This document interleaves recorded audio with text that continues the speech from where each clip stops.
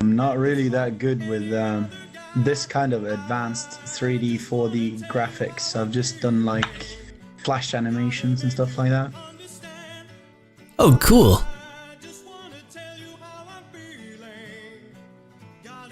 This is a bit too advanced for my liking, I guess.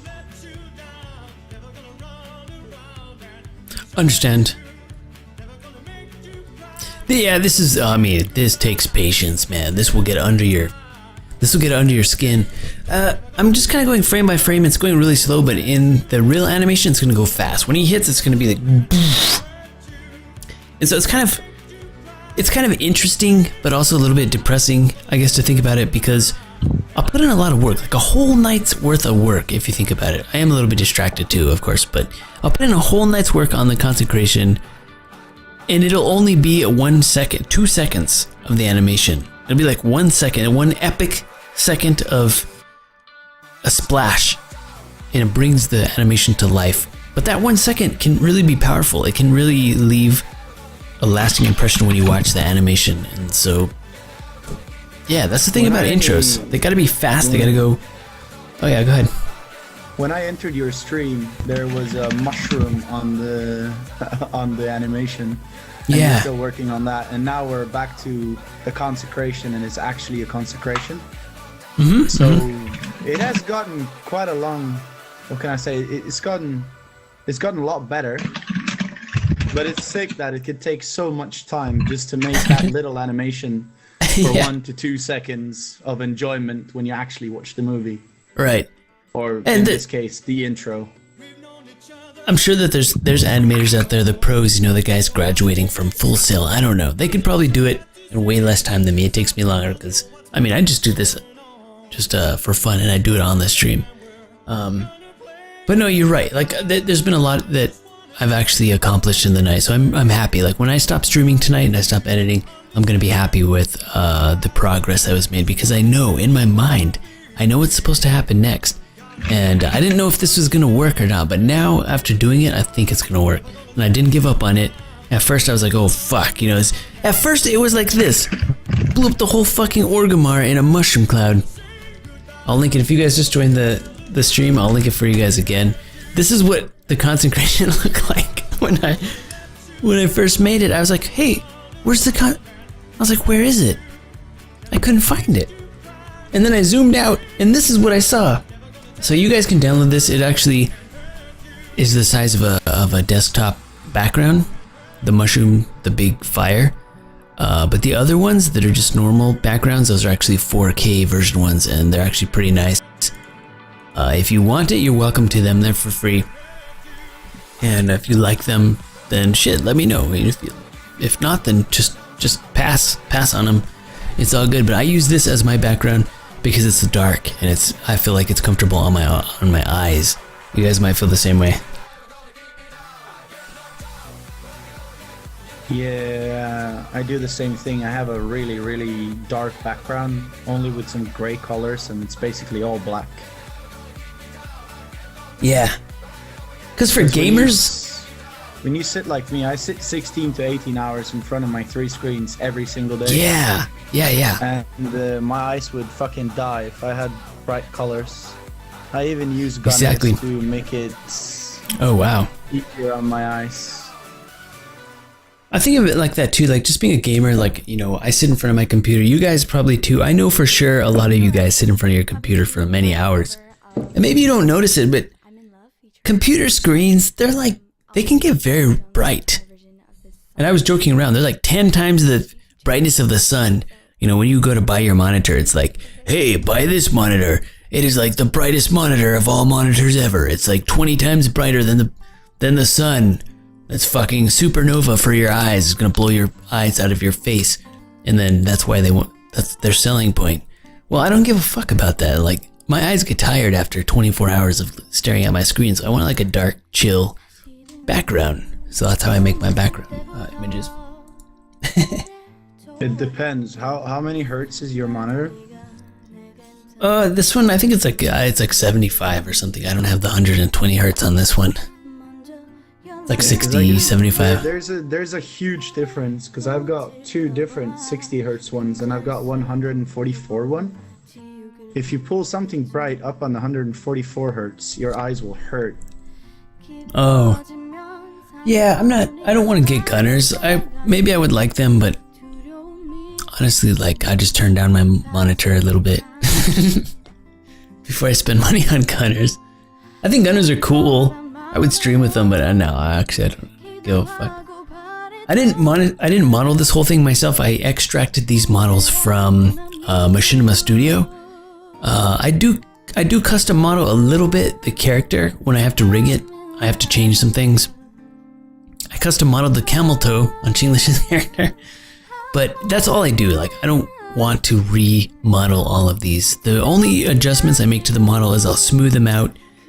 Sometimes I'll make the models a little more complex in terms of how many polygons there are. That helps with smoothing, because right now in World of Warcraft, the models are not very good. The textures are not high resolution. The models are low polygon count because they're optimized for gaming. That's important as a game developer to have a low polygon count so that things could render. Now in the new Warlords of Draenor, if you guys have seen, the models are going to become a little more complex. They're going to have more polygons. They're going to have a higher resolution texture.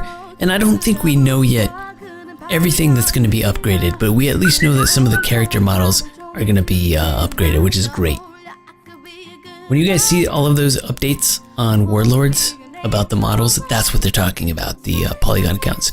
A lot of people ask me in chat, Synapse, how does that affect your editing? Is it going to make it harder for you to edit with these new character models, or is it going to make it easier? My opinion is it's going to make it easier because I have to go through extra work to smooth out the polygons because they have low count right now. So now with the new models, I think it's going to make it easier and much smoother for me to make a nicer looking animation, if that makes sense. But how did you get the animation of a full 3D Ogrimmar and like a full 3D Stormwind? I had to put it together myself. A lot of the Orgrimmar and Stormwind came already built from Machinima Studio. But I had to put all of those fences, all of the chains, all of the fire pits, the braziers is what they're called, the cactus. I had to put all of that shit, all the buildings, or well, a lot of the buildings, not all of them, I put them in myself, and I streamed that whole thing. It didn't take too long. It took like, 2 streams. I do editing the first half and then gameplay the second half of my stream. It took me a couple of streams to do that. People were here. So that took a little bit of work. It took not that much skill, but it took enough skill. You have to know where those things go. So what I did was I logged into the game and I looked at the auction house. I said, okay, the auction house is like this. It fits just right. And I put the auction house in. Does it seem tedious? Well, it was tedious, but I know how to do it. And I made a tutorial about how to do it. I actually do have a tutorial if you want to check it out.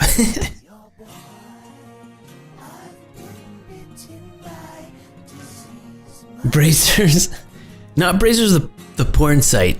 You motherfuckers. that's Brazzers in any kind of Brazzers. way, so. I don't know what they're really called that. They're like called Brazzers, or they're like fire pits. I don't know. It's like old school,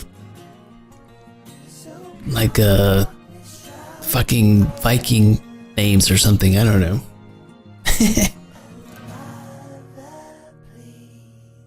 But when you make an intro like this that are, well, it's gonna be like 20 seconds or so, how big will this file end up being before you actually make it into a normal video file? That's a good question. So first of all, you guys know that your WoW folder is pretty big, right? When you download World of Warcraft, it's pretty big because there's all of this information is in that folder and it's compressed. So when you phase into a new world, your hard drive has to kind of decompress all of that, and so yeah. So the textures, all of these textures and 3D models of this scene itself is probably a couple of gigabytes. I can look it up on my hard drive, but I think it's like anywhere from 2 to 3 gigabytes. which is a lot. The World of Warcraft folder in itself right now is 25 gigs. Right, but that's the whole world right now. We're just talking about this uncompressed. So in the folder, those files are compressed, and so they're smaller. And when your World of Warcraft has to load it, it has to uncompress them. So it does that very smart. We never notice when we're playing the game all of the shit that's really going on. If you have a slower computer, then you probably notice when you're phasing in and out new places, it takes a little lag. Or when you port to a new part of the world, then your computer has to start decompressing that shit. If you have like an SSD hard drive, well, then it happens faster, right? But okay, anyway, so about 3 to 5 gigabytes of that. And then when I render this out, it all depends on how high of quality I want. If I use JPEG, it'll probably be about 5 to 10 gigabytes for an animation, maybe 20 gigabytes. If I use a high quality, it could be anywhere from 50 to 100 gigabytes. So yeah, they're big. Every one of my projects I've done has been at least like 20 to 100 gigabytes. Prometheus was like 300 gigabytes.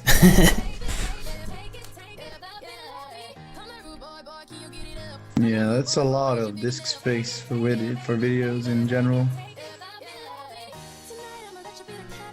Yeah, it's a lot, but you can't be too concerned about disk space. I think quality is important. Oh, but here's the thing: if you guys are animators, I looked up a lot of forums when I was learning this stuff. Like, what is the file format that I should use? I use image sequences for all my 3D edits. They're much more efficient. They're very friendly to edit. After Effects likes image sequences. Every program likes image sequences. The professional editors never said use JPEG. They said use PNG, use OpenEXR, use Photoshop format, use these high dynamic range 16-bit formats.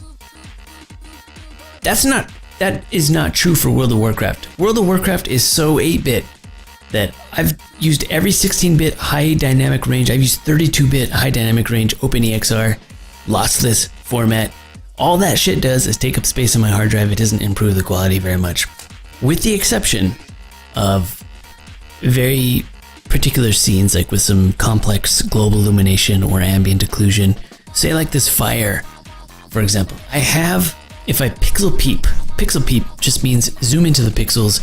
If you're being like really hardcore and you want to analyze the pixels, if you zoom in, sometimes with smoke or some transparencies or some volumetric light, I can tell the difference between a high dynamic range format and a JPEG. For everything else, you can't tell the difference. Just use JPEG. Save your hard drive. Save your processing time. Save your render times. And use JPEG. So an editor by trade might argue with me about that, and I would love to get into that argument with them because I've done the tests. Targa, there you go. Mangalus, I've been watching his chat. He seems to be experienced. I'm not an animator by trade. I'm just completely self-taught. And I think it would be a lot of fun because every once in a while I do come across an editor that's been trained for editing. That's actually in school right now for editing, and they'll tell me all kinds of stuff that they learn in class, which is good stuff. But here's something that any one of you guys can relate to. There's theory and there's practice. It doesn't matter what trade you are. You could be an engineer, you could be a biologist, you could be an editor, you could be a business person, marketing, whatever trade that you're in. There's a difference between theory. There's what they teach you in school, and then there's what you do in real life. And some of the times those things are not the same. There's what they teach you in school way over here, what you do in real life way over here, and there's everything that's kind of in the middle. So I think I can tell you, you're actually very right, because of trade, I'm a carpenter. Mm-hmm. And when we get our drawings from people that went to school, I mean, all they do is they get a picture of the building and they walk around and they take some measurements and they put some of it into use. But when we get the drawing, not even half of it is what it is in real life. So building something from a drawing that somebody that actually went to school drew is really hard, because they don't even know how stuff is done in real life. They only know how it's done on paper. It's true. Okay, and we have to take a step back too and realize that